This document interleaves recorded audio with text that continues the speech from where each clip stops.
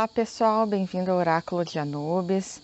A nossa resenha de hoje vai ser o tarô mitológico. Esse tarô aqui é um tarô nacional, mas existe a versão original dele, que é uma versão importada. Ele é da editora Madras. Os autores são Juliette Sherman Burke e Liz Greene.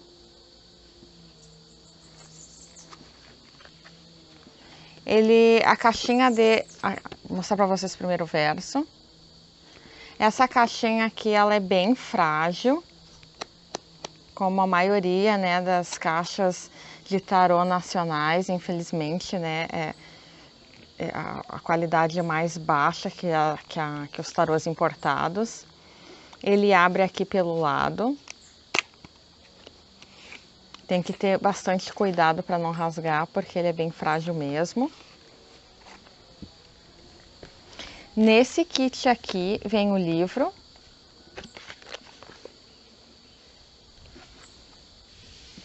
E as 78 lâminas, né? Nessa disposição dentro da caixa em 3 pilinhas.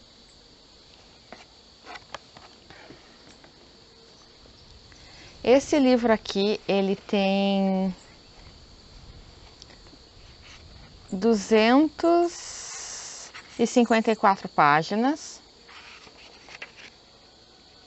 Deixa eu ver se é isso mesmo. Não, minto. 256 páginas.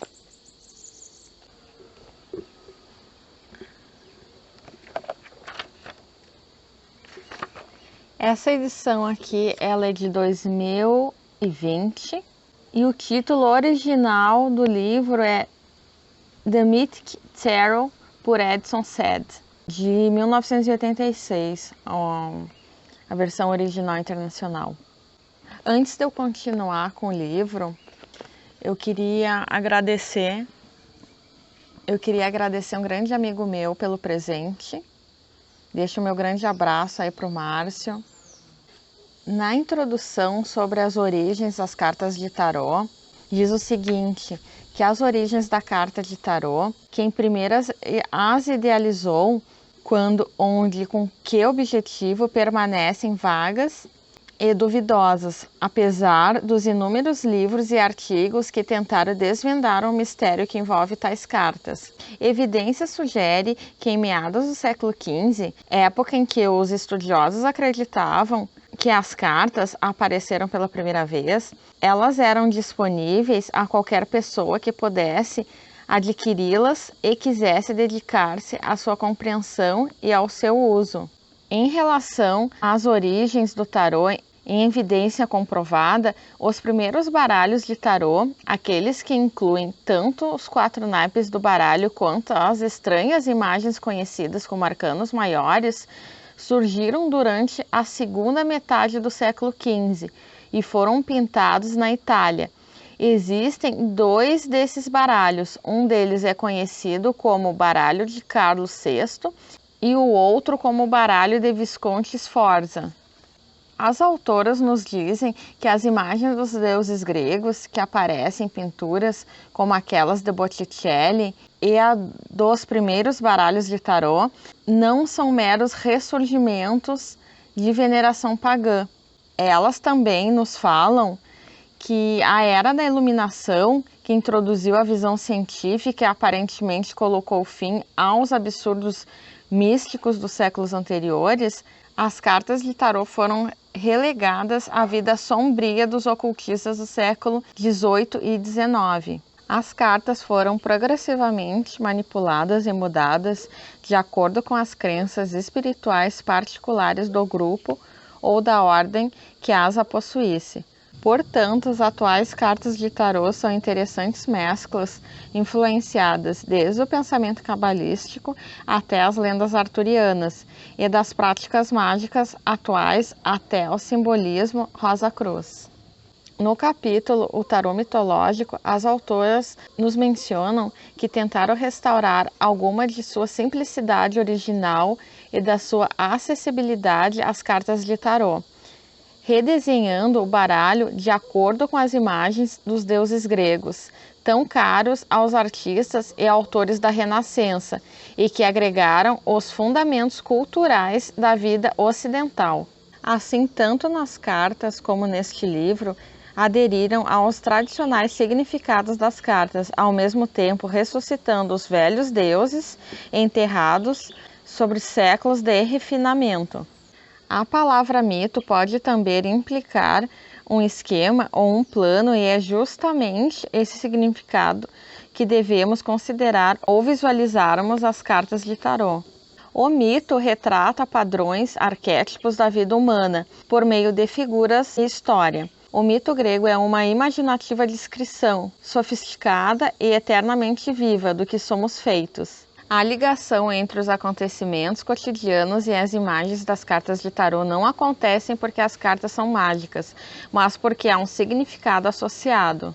Passamos por essas experiências constantemente, em diferentes níveis e épocas de nossa vida, e há uma carta de tarô que descreve cada uma delas. Nessa parte aqui que fala sobre os arcanos maiores, as autoras nos dizem que as 22 cartas de arcanos maiores do tarô consistem em uma série de imagens que retratam diferentes estágios de uma jornada. Esta é uma das viagens familiares de muitos mitos, lendas e contos de fadas, assim como de importantes ensinamentos religiosos.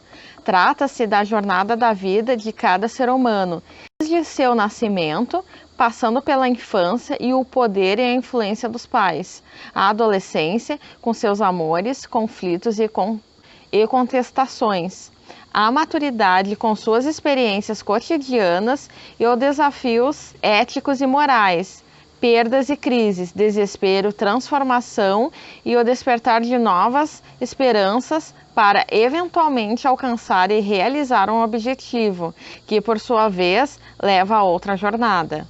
As imagens dos arcanos maiores descrevem tanto o estado interior do indivíduo em um determinado momento de sua vida, quanto as experiências que ele poderá encontrar no seu cotidiano. Os dois estados andam em paralelo porque é o próprio indivíduo que os fundamenta. Aqui vem toda a descrição das cartas, né? Tanto dos arcanos maiores quanto dos arcanos menores. Aqui as autoras nos falam o que o tarô pode fazer e não pode fazer. Elas iniciam dizendo, né, que o tarô não pode prever um futuro fixo e determinado, e que suas cartas são uma série de imagens que descrevem as qualidades do momento em que o indivíduo as consulta, com um problema particular ou uma situação em mente. Aqui tem a parte como estabelecer um relacionamento com as cartas, preparando a disposição de uma abertura. Aqui ela cita alguns métodos de tiragem, né? 2 exemplos de abertura de jogos elas colocam. E aqui, por fim, uma conclusão bem sintetizada. Esse trabalho dessas autoras, o tarô mitológico, ele trabalha todo com a mitologia grega. Então, cada arcano maior seria um personagem mitológico e os arcanos menores também alguns mitos. Mas conforme eu for apresentando as lâminas para vocês, eu vou falando sobre cada um deles de uma maneira bem breve, só para vocês terem uma noção. Agora eu vou apresentar para vocês as 78 lâminas, começando pelos 22 arcanos maiores. Eu vou falar o nome do arcano e o deus relacionado a ele, tá? Aqui representando o misterioso deus Dionísio.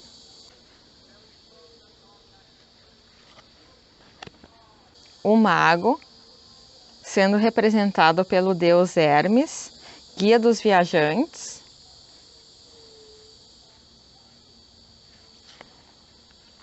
A sacerdotisa, sendo representada pela deusa Perséfone, rainha do submundo.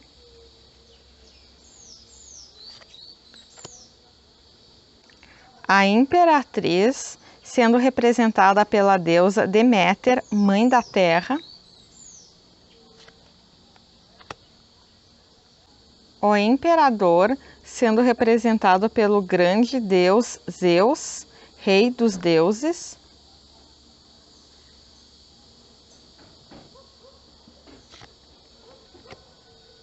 O hierofante, sendo representado por Quiron, o rei dos centauros, curador, sacerdote, sábio e educador.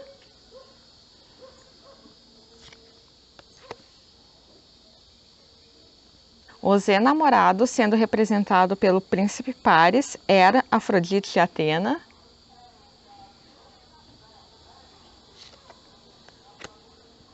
O carro, sendo representado por Ares, deus da guerra.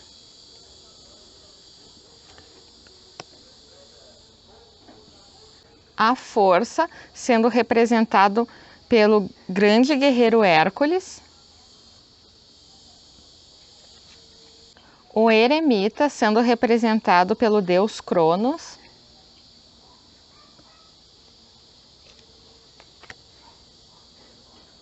A roda da fortuna, sendo representada pelas 3 deusas do destino que os gregos chamavam de Moiras ou Parcas.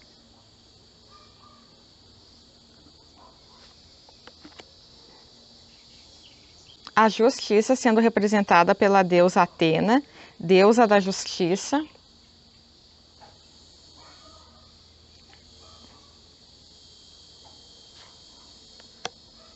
O enforcado, sendo representado por Prometeu, o titã que desafiou a lei de Zeus.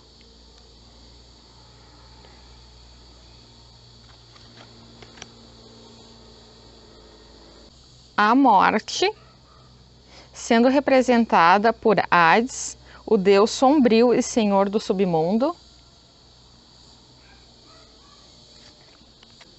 A temperança, sendo representada por Ísis, a deusa do arco-íris. O diabo, sendo representado pelo grande deus Pan. A torre, sendo representada pelo famoso labirinto do rei Minos, que foi atingido por um terremoto quando o irado deus Poseidon emergiu das águas para derrubar o seu domínio. A estrela, sendo representada por Pandora. A lua, sendo representada pela deusa Hécate, a antiga deusa do submundo. O sol, sendo representado por Apolo, radiante deus Sol, o cavalheiro do Olimpo e senhor da profecia, da música e do conhecimento. O julgamento. Aqui, à medida que nos aproximamos do fim do ciclo dos arcanos maiores, deparamo-nos com o deus com o qual nos encontramos no início, Hermes, o psicopompo, condutor de almas.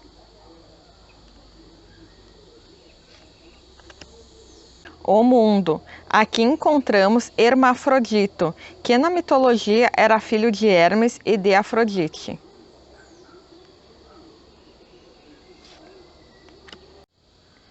Agora eu vou apresentar para vocês os 56 arcanos menores.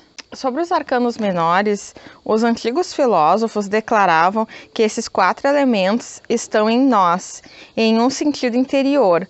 Todos nós possuímos essas 4 diferentes dimensões da vida e 4 diferentes modos de nos adaptarmos a ela. Iniciando pelo naipe de paus. Esse mito, que representa do As ao 10, é o mito de Jasão e o Velocino de ouro. Então, As de paus,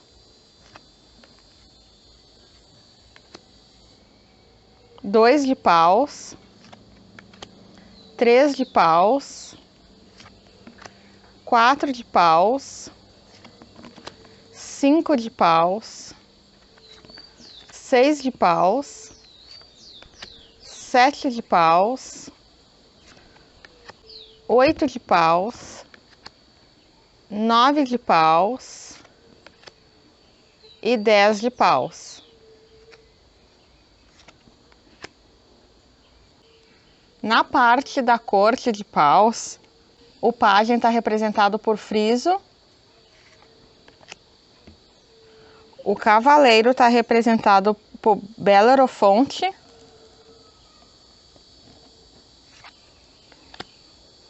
A rainha está representada por Penélope e o rei representado por Teseu.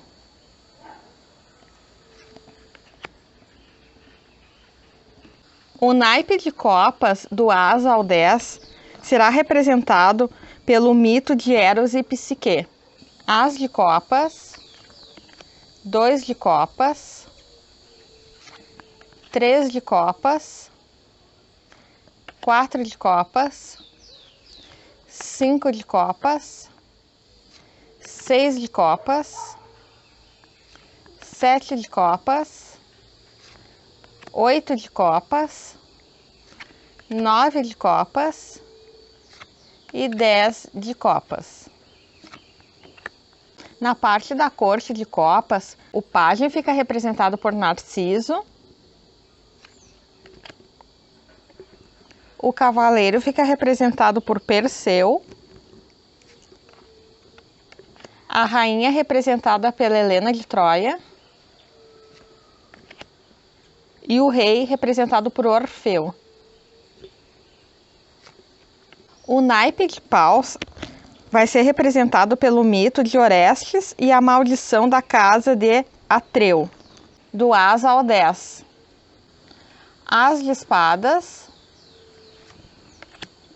2 de espadas, 3 de espadas, 4 de espadas, 5 de espadas, 6 de espadas, 7 de espadas, 8 de espadas, 9 de espadas e 10 de espadas. Na parte da corte de espadas, fica representado o pajem por Zéfiro, o cavaleiro por os gêmeos Castor e Pollux, a rainha representada por Atalanta e o rei por Ulisses. Finalizamos com o naipe de ouros, sendo representado pelo mito de Dédalo, do As ao 10. As de ouros, 2 de ouros, 3 de ouros, 4 de ouros, 5 de ouros, 6 de ouros, 7 de ouros, 8 de ouros, 9 de ouros e 10 de ouros. Na parte da corte de ouros, o pajem de ouros fica representado por Priptólemo. O cavaleiro de ouros fica representado por Aristeu, a rainha de ouros por Ônfale e, por fim, o rei de ouros representado por Midas.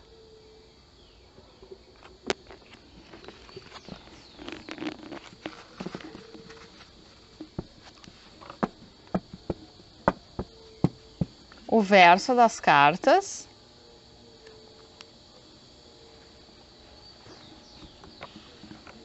Essa foi a nossa resenha do tarô mitológico. Agradeço pela companhia de todos e fiquem com Deus.